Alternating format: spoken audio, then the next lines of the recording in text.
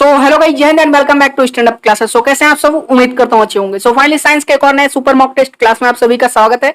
ये हमारा mock test number class 10 है और यहाँ पे एक बार फिर से कुछ टॉप लेवल के क्वेश्चंस मैं आप सभी के लिए लेकर के आया हूँ। एक भी क्वेश्चन छोड़िएगा मत, मैं आपसे बार बार कह रहा हूँ। ये सारे क्वेश्चन आपकी प्रीवियस एग्जाम में पूछे गए हैं जो आपको सिलेक्शन दिलाएंगे। तो साइंस का सीरीज एग्जाम तक जितना भी मैं आपको इन सीरीज में क्वेश्चन कराऊंगा, सारे क्वेश्चन कर लीजिए, वर्दी यहीं से आपको मिलने वाली है। चलिए देर ना करते हैं, हम लोग क्लास को शुरू करते हैं। फटाफट क्लास को लाइक एंड शेयर कर दीजिए। आप लोगों की गलती सबसे बड़ी ये है कि आप लोग क्लास को लाइक नहीं करते हो। सभी से रिक्वेस्ट है, क्लास को लाइक जरूर करेगा और इसको शेयर भी जरूर करेगा। और चैनल पर नए हो तो चैनल को सब्सक्राइब रखिए डेली क्लासेस के लिए। आगे बढ़ते हैं। सबसे महत्वपूर्ण चीज महापीडीएफ 3.0। भाई साहब, मेरे पढ़ाने से कुछ नहीं होगा अगर ये किताब आप लेकर के नहीं पढ़ते हो। सेक्शन 1 के लिए one of the best book है आपके लिए, ये पीडीएफ बुक है। मात्र कॉस्ट है RS 100 रुपीज। ठीक है, आपको मिलेगा कैसे? बस आपको 9795111812 पे व्हाट्सएप करना है और वहां पे बोल दीजिएगा मुझे महापीडीएफ 3.0 चाहिए कोस्ट गार्ड एग्जाम के लिए सेक्शन 1 का। आपको ये बुक वहां पे पेमेंट मेथड बता दिया जाएगा, पेमेंट करके ये बुक आप ले सकते हैं। अमेजन पर भी आ गया, लेकिन वहां पे कास्ट इसका 200 रुपए है। पीडीएफ बुक ही है तो 200 रुपए क्यों खर्चा करना जब आपको ये बुक 100 रुपए में मिल रही है। और एग्जाम के लिए आपके बेस्ट है ये सेक्शन 1 के लिए। सेक्शन 1 अकेला एक किताब ये क्लियर करा के देगा। तो लेने के लिए फटाफट ले लीजिए, 9795111812 पे आप व्हाट्सएप कर लीजिएगा। आगे बढ़ते हैं, क्वेश्चन करते हैं अपने इस क्लास का। क्वेश्चन फॉर यू है जो कि प्रीवियस क्लास पे मैंने आपको दिया था। ये क्वेश्चन ध्यान से करेगा, मैंने कहा था ये होमवर्क के तौर पे दे रहा हूं और लगभग सभी ने सही किया था, कुछ लोगों ने गलत भी किया था। कह रहा कि एक हाउस है आपका, जो एक घर है जिसमें इलेक्ट्रिकल टूल्स लगे हुए हैं, उसके कुछ ये एनर्जी कंजम्पशन देख लो। ठीक है, जबकि 10 वाट का 4 लैंप है, डेली 10 घंटे जलता है।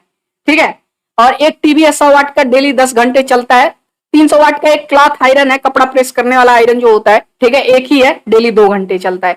आपको पूरे महीने भर का कितना एनर्जी कंज्यूम कर रहा है किलोवाट आवर में आपको कैलकुलेट करके बताना है। चलिए फटाफट कैलकुलेट करते हैं। एक लैंप है 10 वाट का, या सॉरी 4 लैंप है 10 वाट के, 40 वाट हुए। ठीक है, यानी एक घंटे में 40 वाट का एनर्जी कंज्यूम कर रहे हैं 4 वाट, ये आपके 4 लैंप। तो 10 घंटे में कितना हो गया भाई साहब? 40 10 है 400 वाट। ठीक है, ये 400 वाट हो गए। अब उसके बाद एक टीवी है आपका, डेली 10 घंटे चल रहा है, तो 100 10 से 1000 वाट, यानी डेली 1000 वाट का जो है एनर्जी कंजम्पशन टीवी अकेले कर रहा है। उसके बाद एक आयरन क्लॉथ आयरन है आपका, कपड़ा प्रेस करने वाला, 2 घंटे डेली चल रहा है, 300 वाट का, 3 दूनी 600 वाट आपका डेली जो है कंज्यूम हो रहा है। टोटल कैलकुलेट कर लीजिए कितना हुआ है, 6 4 10 और 1000, ये यानी 2000, यानी डेली जो है 2000 वाट। ठीक है, 2000 वाट डेली एनर्जी कंजम्पशन आपके घर में हो रहा है, यहाँ पे जिस घर का ये इलेक्ट्रिकल टूल है। उसके बाद आपको पूरे महीने भर का निकालना है, तो 2000 गुणे 30 कर लीजिए, बराबर कितना हुआ भाई साहब? 60,000 हो गया। ठीक है, अब ये 60,000 हो गया। अब इसको क्या करना है, 1000 से हम भाग दे देंगे। अब आप पूछोगे सर ये 1000 से भाग क्यों दे रहे हो? क्योंकि हमको निकालना है, जो हमें आंसर निकालना है वो किलोवाट आवर में निकालना है। और आपको पता होगा 1 किलोवाट आवर बराबर 1 kWh बराबर होता है 1000 वाट, है ना। 1000 वाट बराबर 1 kWh होता है, 1 किलोवाट आवर होता है। ठीक है, 1 किलोवाट होता है। तो इसको डिवाइड कर दो, कितना हो गया भाई साहब? 60 में 1000 का गुणा करोगे तो कितना आ जाएगा? 60 किलोवाट आवर। ठीक है, पूरे महीने का एनर्जी कंजम्पशन कितना है उस घर का? 60 kilowatt hour. Option number C आपका करेक्ट हो जाएगा। ठीक है, उम्मीद करता हूं समझ में आ गया होगा। देखो बिल्कुल आसान है, एक बार फिर से बता देता हूं क्योंकि इस तरह के क्वेश्चन 100% एग्जाम में आएगा। ठीक है, न्यूमेरिकल में देखो 10 वाट का 4 लैंप है, 40 वाट एक घंटे में यूज हो रहा है। 10 वाट 10 घंटे का कैलकुलेट करना है तो 10 का 40 में गुणा कर दो, 400 वाट रोज का। ठीक है, 100 वाट की टीवी है, 10 घंटे डेली चल रही है, तो 100 10 से 1000 वाट डेली कंज्यूम कर रहा है। 300 वाट का जो है आपका क्लॉथ आयरन है, 2 घंटे डेली चल रहा है, तो 600 वाट हो गया। ठीक है, तो उसके बाद आपको पूरे महीने का निकालना है, तो 2000 गुणे 30 करोगे 60,000 हो जाएगा। अब 1000 से डिवाइड इसलिए किया क्योंकि हमको किलोवाट आवर में हमको वो निकालना था आंसर, इसलिए 1000 से डिवाइड कर दिया, 60 किलोवाट आवर आपका आंसर आ गया। इजी है। नेक्स्ट आगे चलते हैं, अगला क्वेश्चन देखिए। When an electrical safety fuse is rated marked as 16 ampere it means, जैसे कह रहा है कि कोई सेफ्टी फ्यूज है। अब देखो मैं आपको बार बार बता चुका हूं, सेफ्टी फ्यूज जो है लो मेल्टिंग पॉइंट वाले जो है मेटल से मिलकर के बनता है ना, वो एक तरह से एलो से ही बनता है वो भी। ठीक है, मिश्र धातु से ही। तो कह रहा है कि कोई एक सेफ्टी फ्यूज है जो घर में लगा हुआ है और उस पर मार्किंग है 16 एम्पियर की। इसका मतलब क्या हुआ? Will not work. फिर करंट है, मतलब वो 16 एम्पियर से अगर जो है कम करंट रहेगा तो काम नहीं करेगा, गलत। रेजिस्टेंस ऑफ 16 एम्पियर, गलत। 16 एम्पियर का रेजिस्टेंस है, नहीं। Will work if the temperature is more than 16 degree Celsius, तभी काम करेगा वो फ्यूज जब 16 डिग्री सेल्सियस से अधिक टेम्परेचर होगा, गलत। Will blown break if current exceeds 16 ampere. ये शानदार क्वेश्चन है, ये मतलब ये आंसर इसका सही है आपका क्वेश्चन भी बेहतरीन है, ठीक है। इसका मतलब ये हुआ, अगर उस पर रेटिंग की गई है 16 एम्पियर की, इसका मतलब ये हुआ कि 16 एम्पियर तक का ही वो करंट जो है सह पाएगा। अगर उससे अधिक घर में जो है उस घर में जहां पे वो सेफ्टी फ्यूज लगा हुआ है, 16 एम्पियर से अधिक जो है अगर करंट सप्लाई जाती है तो क्या हो जाएगा, फ्यूज उड़ जाएगा, ठीक है, फ्यूज ब्लो कर जाएगा, ब्रेक हो जाएगा, ठीक है। ऑप्शन नंबर डी आपका करेक्ट हो जाएगा। Next question, the current in electric heater, electric iron etcetera. कह रहा है कि जो इलेक्ट्रिक हीटर और इलेक्ट्रिक आयरन वगैरह हम लोग यूज करते हैं, ठीक है, उसमें कितने एम्पियर तक का जो है करंट वो होता है, 5 ampere, 15 ampere, A and B, neither A or B. कौन सा सही होगा, सही आंसर क्या होगा बताइए। So correct answer will be 15 ampere तक का, 15 एम्पियर तक का करंट जो है हम लोग इलेक्ट्रिक आयरन और इलेक्ट्रिक हीटर में यूज करते हैं, ठीक है। नेक्स्ट आगे बढ़ते हैं, मतलब 5 एम्पियर वाला भी यूज होता है, 15 एम्पियर वाला भी, बोथ बोथ हो जाएगा, ठीक है, बोथ ए एंड बी आप कर लो।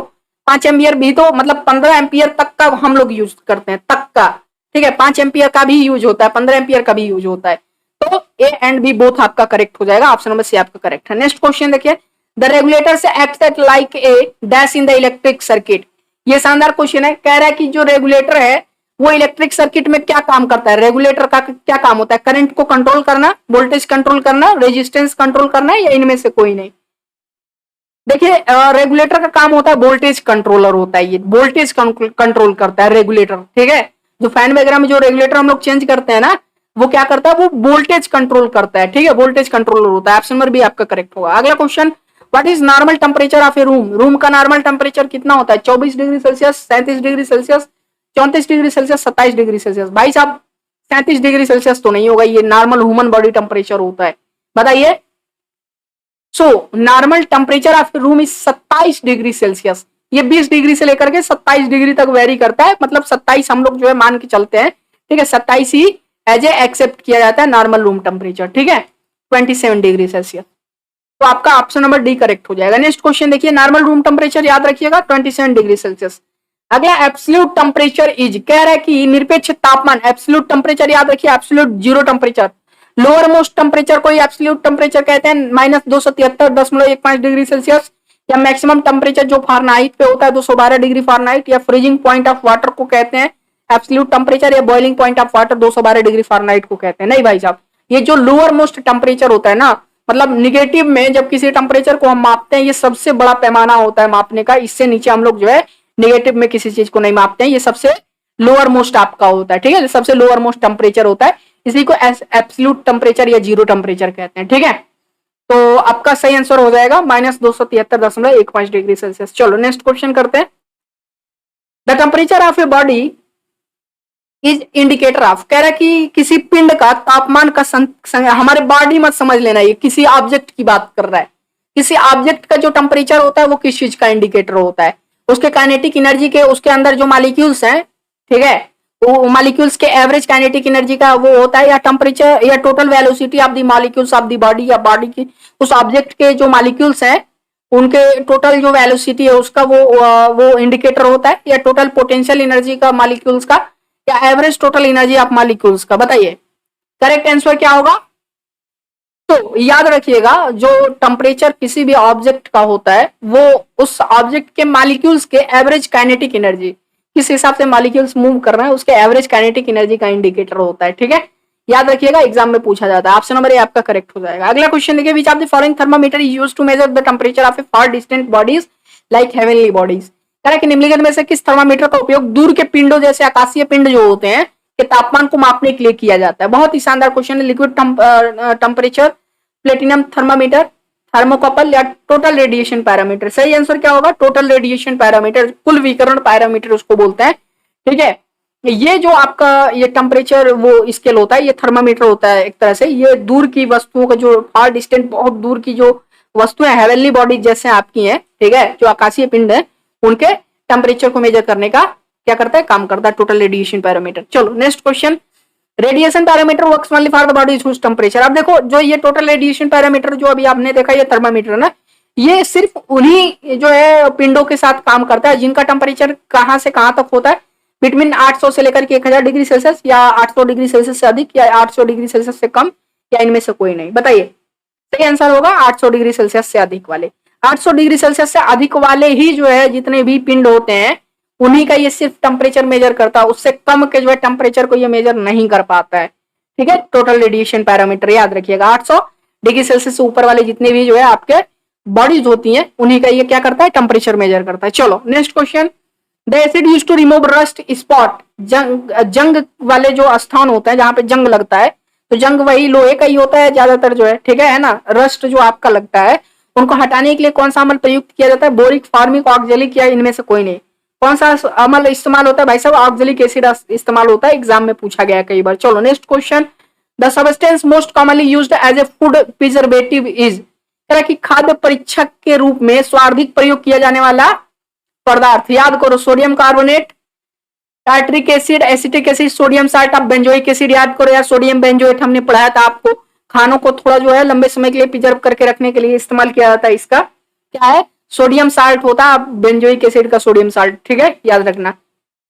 Next question, carbonate beverages such as soft drinks and soda water contain mainly, तरह के जो कार्बोनेटेड बेवरेजेस होते हैं। अब देखो इसमें पूछने वाला सवाल ही नहीं है ये, मतलब थोड़ा सा लॉजिकल क्वेश्चन है, थोड़ा सा दिमाग लगाओगे। कार्बोनेटेड, सीधी सी बात है, जब कार्बन है, कार्बोनेटेड अगर पूछ रहा है तो कहीं ना कहीं कार्बन डाइऑक्साइड ही होगा, ठीक है। तो जो कार्बोनेटेड बेवरेजेस होते हैं, जो हम लोग सॉफ्ट ड्रिंक्स और सोडा वाटर जो पीते हैं, जैसे कोल्ड ड्रिंक्स वगैरह आप लोग पीते हो, उसमें वो उसका मेन कंटेंट क्या होता है, कार्बन डाइऑक्साइड ही होता है मेरे भाई।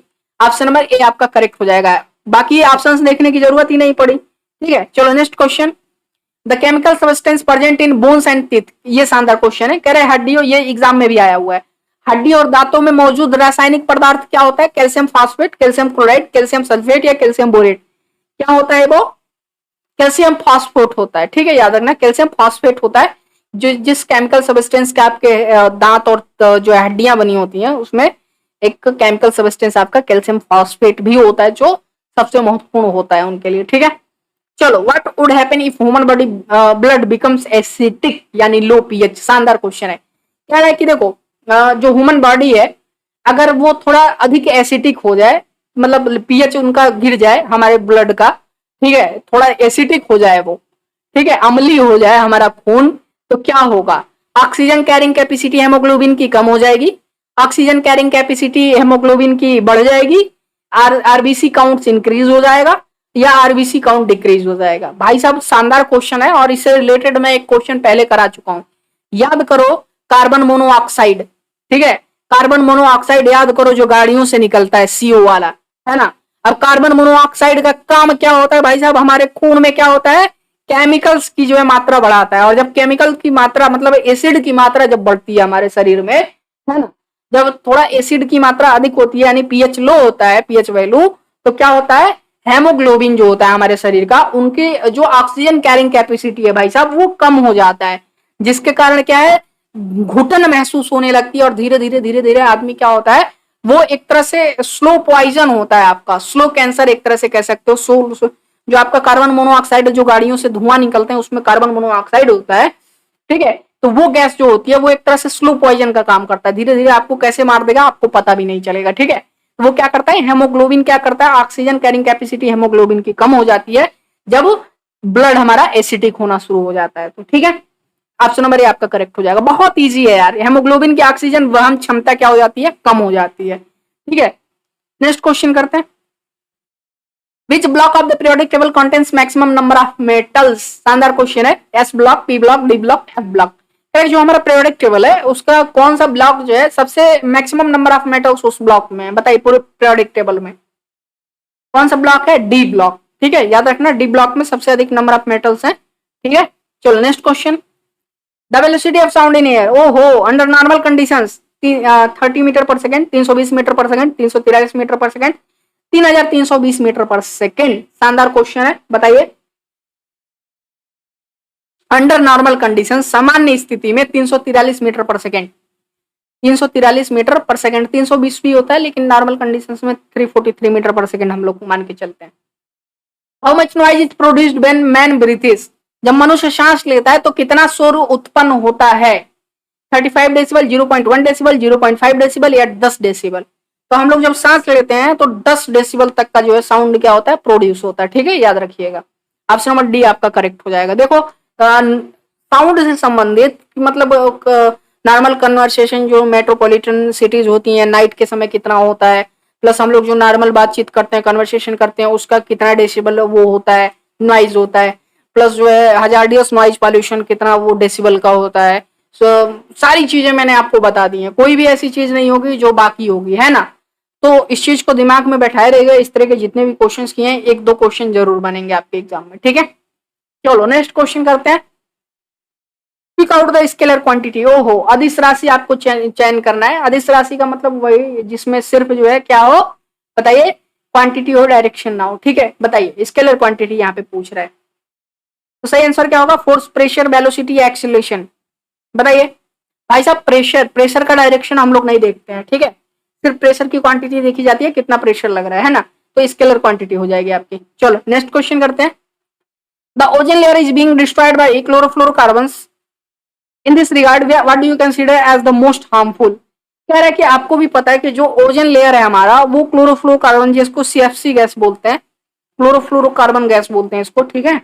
तो ये क्या है, हमारे ओजोन लेयर को डिस्ट्रॉय कर रहा है, ठीक है, क्षीण होता जा रहा है ओजोन लेयर। तो कह रहा है कि आपको क्या लगता है सबसे जो है मोस्ट हार्मफुल इनमें सीएफसी गैसेज में मोस्ट हार्मफुल गैस कौन सा है हमारे ओजोन लेयर को डिस्ट्रॉय करने में? मतलब सबसे अधिक जो है वो कौन, सबसे डेंजरस कौन सा है, सबसे हार्मफुल कौन सा है? Carbon atom, chlorine atom, fluorine atom, या इंटायर कंपाउंड, या पूरा कंपाउंड ही? बताइए। याद रखिएगा जो क्लोरीन एटम है, ठीक है, ऑप्शन नंबर बी आपका करेक्ट हो जाएगा। क्लोरीन एटम जो है ये सबसे हार्मफुल है आपका, ठीक है, याद रखना क्लोरीन एटम हमारे ओजोन लेयर के लिए सीएफसी गैसों में सबसे हार्मफुल है।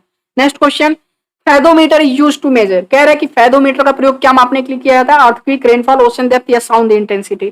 क्या मेजर करते हैं फेदोमीटर से? ओशन की डेप्थ यानी समुद्र की गहराई, ठीक है, महासागर की गहराई फेदोमीटर से मेजर करते हैं। चलो next question, LPG consist of mainly. ओ हो, शानदार क्वेश्चन है, ये एग्जाम में पूछा गया है काफी बार, है ना। तो कह रहा है कि एलपीजी का आपका मुख्य घटक बताना है, मुख्य रूप से क्या होता है एलपीजी?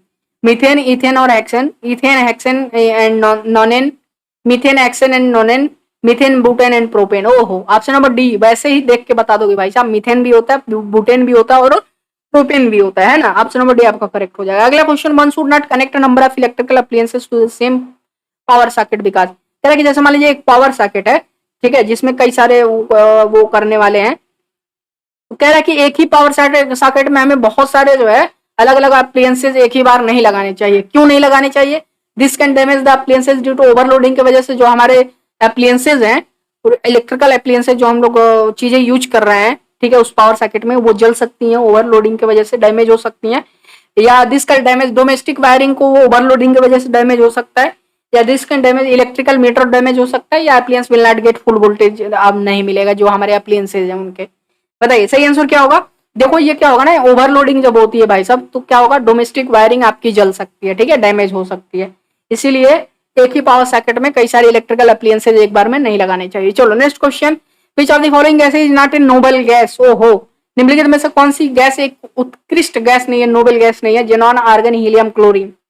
कौन सा नहीं है? क्लोरीन नहीं है भाई साहब, क्लोरीन आपका क्या है, नोबल गैस नहीं है, ठीक है। Next question, chocolate can be bad for health because of high content of. कह रहे हैं कि चॉकलेट स्वास्थ्य के लिए हानिकारक हो सकता है क्योंकि इसमें किसकी मात्रा अधिक होती है? कोबाल्ट, निकल, जिंक या लीड। किसकी मात्रा अधिक होती है? निकल की मात्रा होती है इसमें, ठीक है, क्योंकि चॉकलेट्स में निकल की मात्रा अधिक होती है जो हमारे स्वास्थ्य के लिए हानिकारक हो सकता है, ठीक है, याद रखना, ये भी एग्जाम में पूछा गया है। अगला question, monazite is an ore of. ये भी एग्जाम में आया हुआ क्वेश्चन है। मोनेजाइट किसका एक अयस्क है? टाइटेनियम, जिरकोनियम, आयरन या थोरियम? किसका है? थोरियम का। मोनेजाइट क्या है? थोरियम का, ठीक है, याद रखिएगा, एक अयस्क है और है।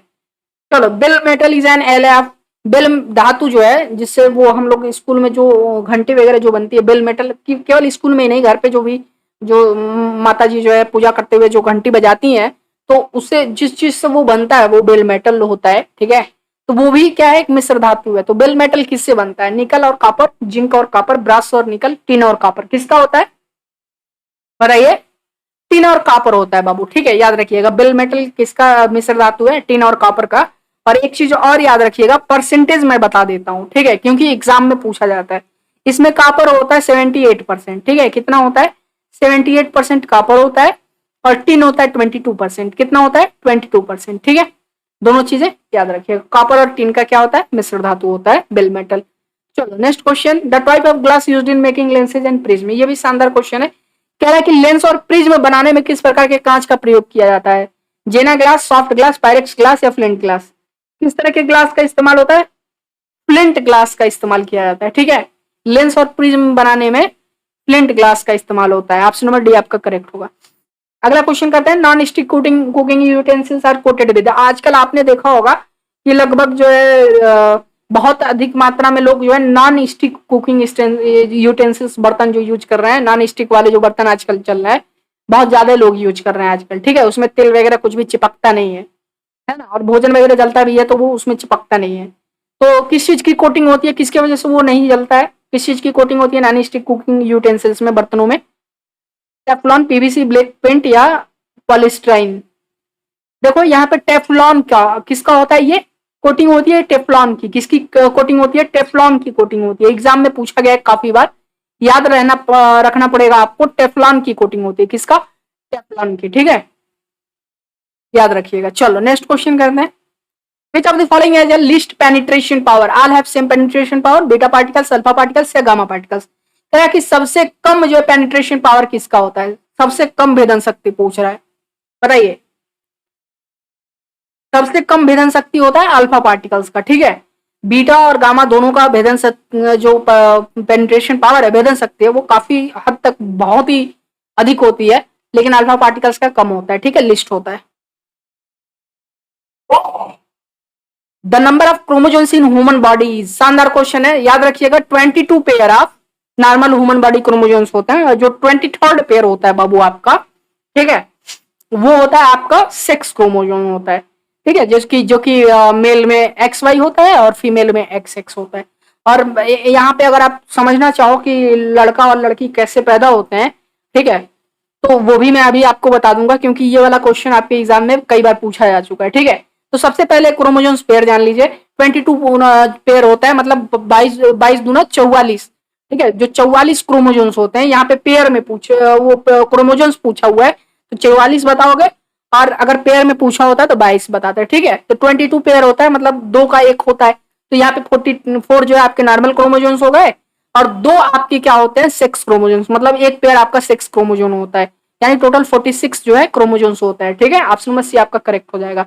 अब थोड़ा हम लोग जान लेते हैं लड़का और लड़की कैसे होते हैं। ठीक है, ध्यान से देखना, ये एक बार समझ जाओगे फिर आगे आपको दिक्कत नहीं होगी। जैसे मान लीजिए ये मेल है, ठीक है, ये मेल है और ये फीमेल है,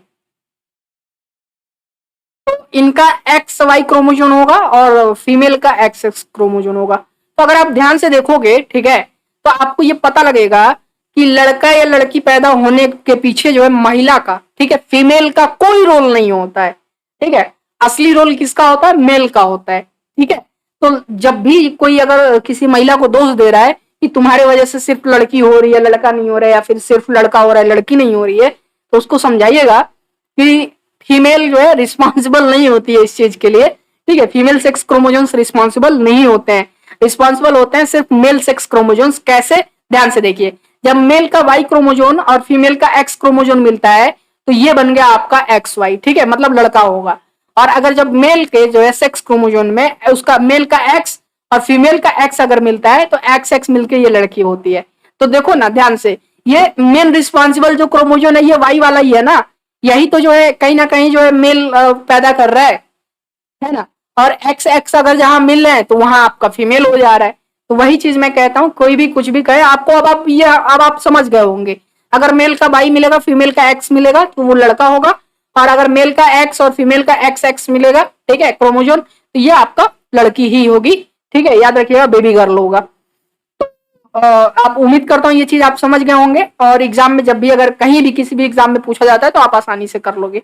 चलो नेक्स्ट क्वेश्चन करते हैं। विटामिन ए इज कॉल्ड, कह रहा है कि विटामिन ए का आपको केमिकल नेम बताना है। एस्कॉर्बिक एसिड, रेटिनॉल, कैल्सिफिरॉल या टोकोफिरॉल? बहुत ही शानदार क्वेश्चन है, गलत मत करिएगा, बताइए। बहुत ही शानदार क्वेश्चन है, गलत नहीं होना चाहिए। सो इसको बोलते हैं रेटिनॉल। ठीक है, याद रहेगा, विटामिन ए का जो केमिकल नेम है वो रेटिनॉल है। ठीक है, नेक्स्ट क्वेश्चन करते हैं। मैंने देखो जो टेलीग्राम ग्रुप में चलाता हूँ उसमें मैंने लगभग सारे केमिकल नेम आपके बता दिए हैं, और महापीडीएफ में भी सब सारी चीजें दी हुई हैं भाई साहब, इसीलिए मैं कह रहा हूँ महापीडीएफ लेकर के एक बार पढ़ लो। 9795111812, मात्र 100 रुपए आपको खर्च करने हैं। ठीक है, वो आपका डेली पॉकेट मनी ही है। ठीक है, 100 रुपए कुछ नहीं आपके लिए उस बुक के लिए, बहुत ही बेहतरीन बुक है। आपको कैसे लेना है, बस इस नंबर पे आप व्हाट्सएप कर लीजिए, बता दीजिएगा महापीडीएफ 3.0 चाहिए, आपको मिल जाएगा। ठीक है, पेमेंट करके तुरंत। चलो, द सन इज विजुअल, ये क्वेश्चन फॉर यू है और मैं ये आपके लिए दे रहा हूँ। बहुत ही इजी क्वेश्चन है, आसानी से कर लोगे। The sun is visible a little before the actual sunrise because of which of the following. कह रहा है कि सूर्य वास्तविक सूर्योदय से थोड़ा पहले दिखाई दे देता है। जब वास्तविक सूर्योदय नहीं हुआ होता है तभी थोड़ा पहले हमें सूर्य दिखाई दे देता है। ये किसके कारण होता है? एटमॉस्फेरिक रिफ्लेक्शन होता है, एटमॉस्फेरिक डिफ्रेक्शन होता है, एटमॉस्फेरिक डिस्पर्सन होता है, या एटमॉस्फेरिक रिफ्रेक्शन होता है। वायुमंडलीय परावर्तन, वायुमंडलीय विवर्तन, वायुमंडलीय फैलाव या वायुमंडलीय अपरिवर्तन। ठीक है, जो सही आंसर होगा सभी लोग कमेंट करके बताएंगे। जितने भी लोग ये लास्ट क्वेश्चन देख रहे हो सबको आंसर कमेंट करके बताना है, क्योंकि ये एग्जाम में आपके पूछा गया ये क्वेश्चन है, बहुत ही इंपॉर्टेंट है और बहुत ही इजी है। ठीक है, और फाइनली उम्मीद करता हूँ क्लास पसंद आया। क्लास पसंद आया तो क्लास को लाइक एंड शेयर करेगा, और फिर मिलते हैं नए क्लास में। तब तक के लिए आप सभी को बहुत सारा प्यार। चैनल बना हो तो चैनल को सब्सक्राइब करके रखिएगा। और हाँ, महापीडीएफ के लिए जैसा मैंने आपको बताया बाबू, महापीडीएफ जरूर ले लो। ठीक है, सिर्फ मेरे क्लास कराने से कुछ नहीं होगा। अगर महापीडीएफ से आप पढ़ाई नहीं करते हो, साइंस देखो मैं कितना साइंस करा दूंगा। ठीक है, लेकिन यहाँ पे आपको पूरा समुद्र मिल रहा है साइंस का। साइंस, मैथ, इंग्लिश, रीजनिंग, सारी चीजें आपको यहाँ पे मिल रही है। ठीक है, तो इसको लेकर के जरूर पढ़िए। 100 रुपए आपके लिए कुछ नहीं है बाबू। ठीक है, ऐसी बुक आपको कोई नहीं दे पाएगा। तो इस नंबर पे व्हाट्सएप कर लीजिएगा और फिर मिलते हैं नई वीडियो में। तब तक के लिए आप सभी को बहुत सारा प्यार। और हाँ, एग्जाम डेट के लिए आप लोग पूछ रहे थे कोस्ट गार्ड के, तो मैं कल वीडियो कर दूंगा एग्जाम डेट पे कि आपका एग्जाम डेट क्या रहने वाला है कोस्ट गार्ड का। ठीक है, चलिए बाय।